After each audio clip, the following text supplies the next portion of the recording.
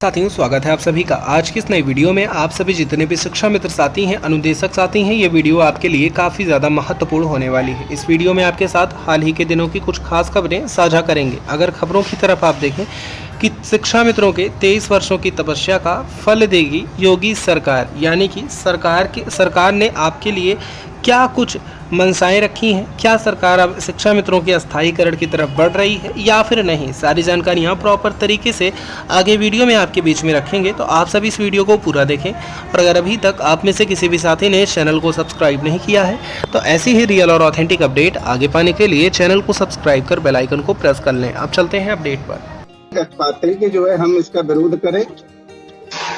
और अब बात आती है कि सरकार अपनी जिम्मेदारी से दूर भागती है और काम के लिए जब भी कोई शिक्षा मित्र अनुदेशक के जो भी जिम्मेदारी उनके द्वारा ली जाती है उसके विषय में सरकार ने अभी तक कोई ऐसा ठोस कदम नहीं उठाया कि आप दबाव डाल के काम तो करवाते हैं, लेकिन जब अधिकारों की बात आती है तो सरकार पीछे हट जाती है।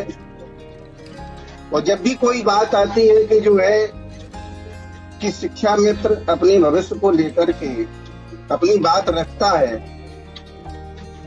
तो ये सरकारें पता नहीं कब तक ये जो है इस तरीके से काम देती रहेगी। आज उम्र के इस पड़ाव पर पहुंच गए हैं, शिक्षा मित्र हों चाहे अनुदेशक हों, उनके ऊपर इतनी सारी जिम्मेदारियां हैं। बच्चों का, उनके अपने बच्चों का खुद का भविष्य आज जो है पूरी तरीके से प्रभावित हो रहा है।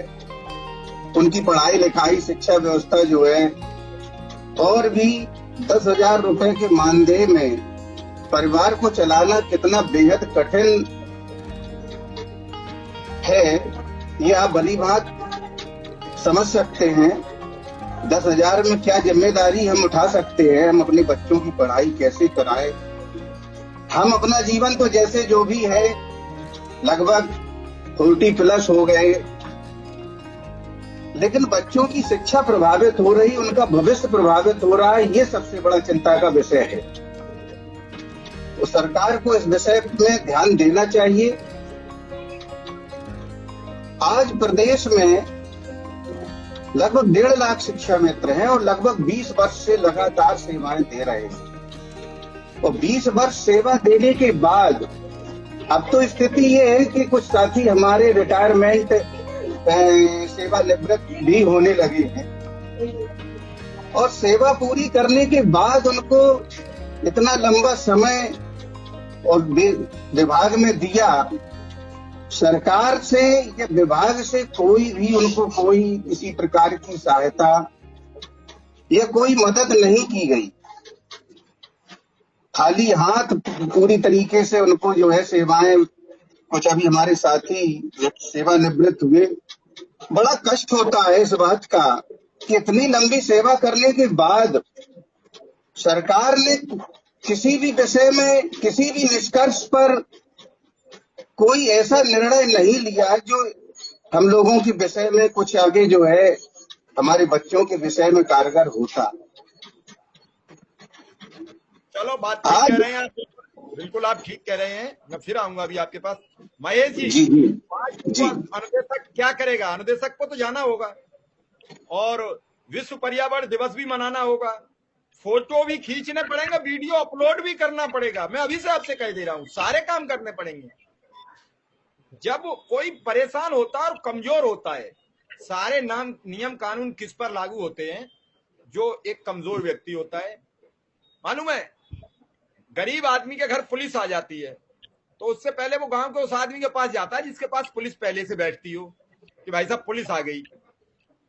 कमजोर आदमी के घर ब्लॉक से कोई लेटर आ जाए तो वो उस आदमी के पास जाता है जो ब्लॉक जाता आता है, वो विकास खंड में, भाई साहब विकास खंड से एक नोटिस आ गया है, जरा देख लियो, तुम सेटल करा देना।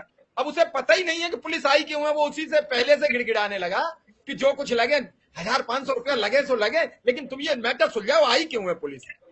तो कमजोर आदमी पहले से ही ये स्वीकार कर लेता है कि मैं कहीं ना कहीं गलत हूं, और वो सिर्फ इसलिए कर लेता है कि एक बाबा थे, वो कोर्ट में गए तो जब जज साहब ने 15-16 साल मुकदमा सुनने के बाद उन पर 200 रुपए जुर्माना लगाया, तो उन्होंने जज साहब से कहा कि तुमसे बड़ा तो दरोगा था, तुम 17 साल कोर्ट बुला के 200 रुपए जुर्माना लगा पाए। वो दरोगा उसी दिन 200 रुपया मांगता रहा, कह रहा आज ही खत्म कर दूंगा। तो अगर उसी दिन 200 रुपया दे देते तो 17 साल कोर्ट के चक्कर तो नहीं लगाने पड़ते।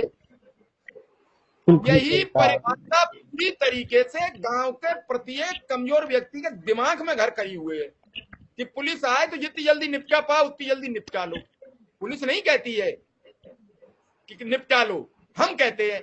जैसे गांव में जाएंगे, बच्चे का एडमिशन कराने अनुदेशक शिक्षा मित्र घर जाए तो उन्हें लगता है कि कोई न कोई अनुदेशक का फायदा होने वाला है, इसलिए हमारे घर बच्चे का एडमिशन कराने आया है।